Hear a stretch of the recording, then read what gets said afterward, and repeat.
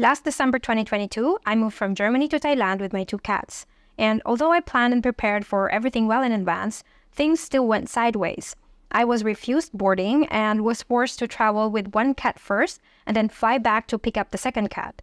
And between these events, my flights got cancelled twice because apparently Munich still couldn't handle heavy snow. Oh, and the passenger next to me on my 2nd flight to Bangkok was allergic to cats. So in this video, I'll walk you through the essential steps for flying with your pets, and I will share the invaluable lessons I've learned, so hopefully you won't suffer the same fate that I did. I'll also share some tips to minimize the risks of flying your pets, so this is a video you can't afford to miss. When planning your travel, pick a date that's at least 4 to 6 months away. Booking this far in advance often allows you to find cheaper flights. Plus, it gives you plenty of time to research and get all your documents and other essentials in order. Avoid traveling during peak seasons.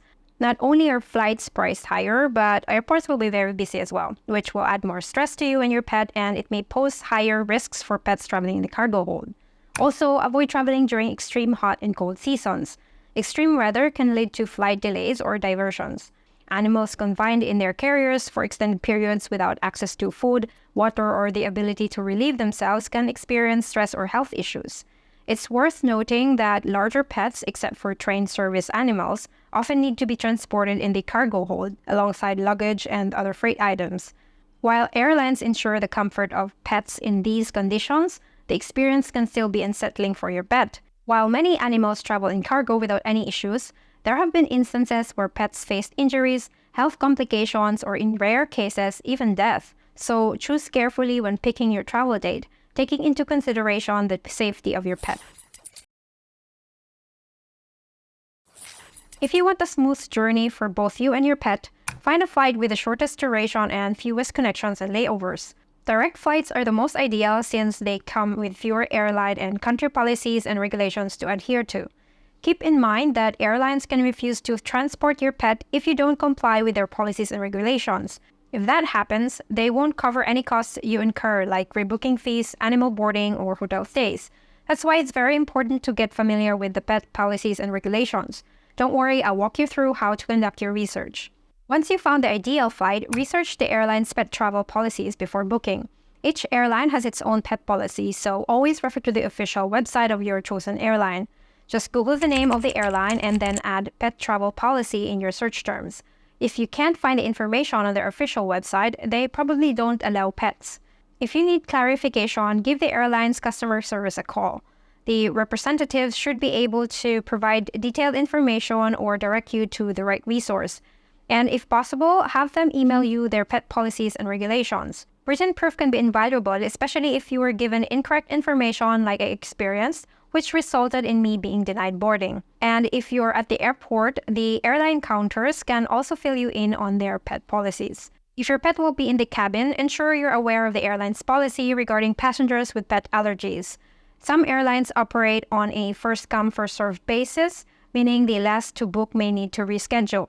If this information is readily available online, reach out to the airline and, as always, request an email confirmation for your records. If you're confident in the airline's pet policies, you can move on to the next phase.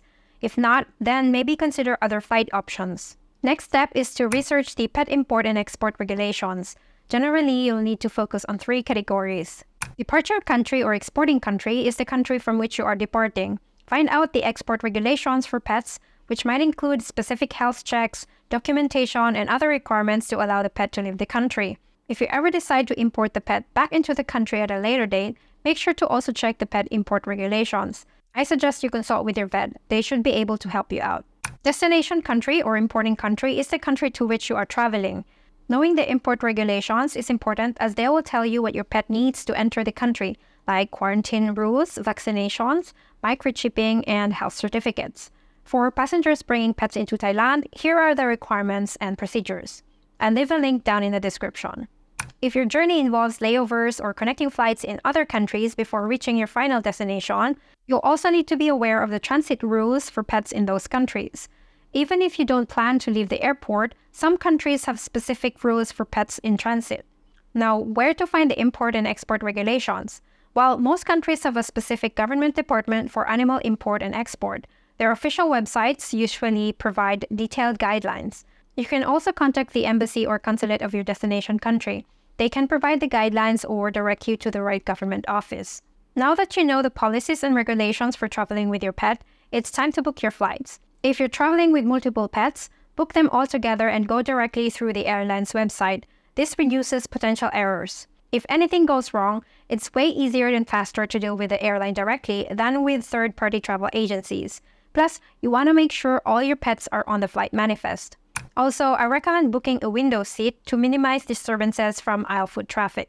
While pet carriers must be stowed under the seat during takeoff and landing, it's uncomfortable for pets to remain in that confined space for the entire flight. So I highly recommend booking a seat with more legroom. It lets you slide the carrier out next to your feet without feeling cramped. I booked a premium economy with the most legroom and it was well worth it. It had enough space for the pet carrier and my bag of cat supplies. I'll cover more on this later. Here's a tip. Right after booking, email the airline to double-check all your details and make sure all your pets are on the list. This is also the time to raise any concerns or questions you might still have. And again, do not delete any emails. They could come in handy down the line. Now let's talk about accommodations. Once your flight booking is final, it's time to figure out where you'll be staying. First things first, make sure that the place is pet-friendly. And while you're at it, ask about their pet fees. Some hotels charge per pet per night and there might be extra cleaning fees. Now here's a tip. If you're coming from a different city, hours away from the international airport, consider booking a place either at or close to the airport for the night before your flight. It gives your pets a chance to relax and do their business before a long flight. Now let's talk pet carriers. First, make sure to get the one that fits the size requirements of the airline you're flying with. They should have this info in their official website under their pet travel policies. If you're taking your pet in the cabin, you will need a soft-sided carrier. It may be a bit bigger than the required size, but as long as you can slide it under the seat in front of you without squeezing your pet, it should be fine. Here are the pet carrier instructions of sizes for FINNAIR. I'll leave the link down in the description. Don't forget to leave your contact info in that carrier. If it ever goes missing, having your mobile number or email on there can be a lifesaver. If it's brand new, take some time to air it out or give it a wash to get rid of that factory smell. Remember, your pet will be in there for the whole flight, so good airflow is a must. I used this pet carrier when I flew my cats with FINNAIR on our flight from Berlin to Bangkok. It has more than enough space for my chunky cat Stark to lie down, sit up, and turn around comfortably. I'll leave the Amazon link for this bag down in the description, in case you're interested. Visit your vet well in advance of your travel date. Let them know about your upcoming move and double-check if your pet's microchip is ISO standard compliant. This ensures that any standard microchip scanner can read it during your travels. Don't forget to bring along your pet's passport. This will help you see which vaccinations they might still need. It's crucial to ensure all their shots are current and properly documented. Remember, some vaccines need a bit of lead time before travel, so plan ahead. Now, about the pet health certificate, you can ask your vet where you can get one. This is issued by an official veterinarian, not your regular vet, and is usually scheduled a few days before the date of travel. Regarding sedation, it really depends on your pet. Have a chat with your vet about the pros and cons. For instance, my cat Tony tends to hyperventilate in the carrier, but I still opted against sedation for the flight because my vet pointed out that if she was medicated, her body might not respond naturally to the cabin's cold temperatures. Instead, I chose to stay awake the entire flight, keeping a close eyes on her and occasionally letting the carrier rest on my lap. If you're getting a new carrier for the trip, introduce it to your pet well in advance. Set it up, toss in their favorite blanket, and let them sleep in it with the door open. The more familiar they are with the carrier by travel date, the better. Here's a checklist for the week leading up to your departure. First up, find out where you can buy pet supplies at your destination. If online shopping is an option, send an email to your accommodation and see if they can hold the package for you until you arrive. Next, look into the pet food situation. For example, in Thailand, a lot of the cat food is tuna flavored. You can check out options on Lazada or Shopee. I'll leave the links to their apps and websites in the description below. If you can't find your pet's usual food brand or flavor, pack enough to last them a couple of weeks. We all know pets can be a bit picky with their food, so this gives you some buffer time to transition them to something new. Now let's talk about airport logistics. Familiarize yourself with the check-in and check-out procedures for pets, whether they're in the cabin or cargo. And while you're at it, Jot down any quarantine protocols just in case. If a fast-track option for check-in is available, opt for that. For those flying out of Berlin-Brandenburg Airport, there's a free fast-track service called BER Runway, linked down in the description. And here's a list of pet supplies I recommend you hand carry. On the day of your flight, keep in mind that a full belly can be pretty uncomfortable for your pet. It might even lead to issues like bloating or vomiting. So it's best to hold off on feeding them for about 5 to 6 hours before you take off. Before you head to the airport, give them a chance to do their business. New places can be a bit intimidating and they might not want to go once you're there. For the journey, line their carrier with a pee pad and then lay their favorite blanket on top. Also, bring an extra blanket in case they get cold inside the cabin. When it's time to get them in the carrier, first secure them in a pet harness and leash. This will come in handy, especially since you'll need to take them out during check-in. Once you're done checking in, find a quiet corner while waiting for the boarding. If you're checking your pet in the cargo hold, I strongly advise checking in with the airline staff at your gate. Have them confirm that your pet has been loaded to the right aircraft. Being proactive and reminding the airline staff about your pet can help ensure your pet's safety and comfort. Let's talk in-flight care. Once you're in your seat, slide your pet carrier under the seat in front of you. And keep those pet supplies close by.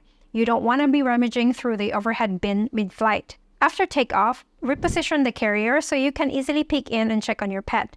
This is exactly why it's best to book a seat with extra legroom. If that's not an option, you can always place the carrier on your lap. Just be considerate of the passenger next to you.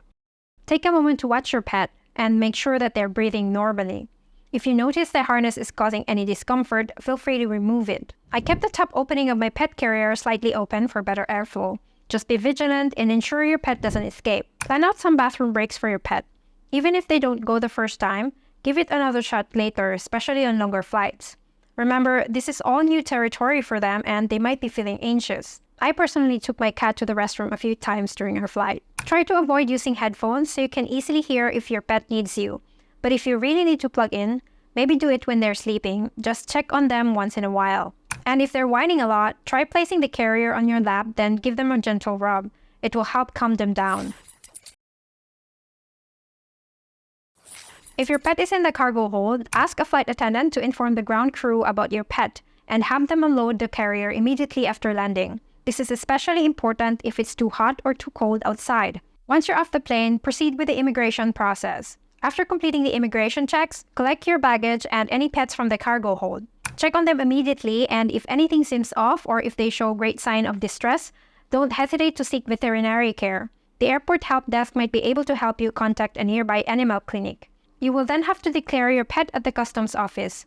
Refer to your destination country's import procedures for the exact steps. If you land in Savannah-Bumi Airport, first, you have to go to the animal quarantine station where they will issue the import permit if your pet meets their import requirements. Next, take the import permit to the customs office in the goods to declare area and pay taxes. I paid 1,000 baht per pet. Before heading to your accommodation, give your pet a toilet break, especially if the trip from the airport to your accommodation is long. Try to find a wheelchair-accessible restroom. It's enclosed, so it will give your pet some privacy. I don't know much about dogs, but if you have cats, always cat-proof your new surroundings. Never leave them unattended until you have done so.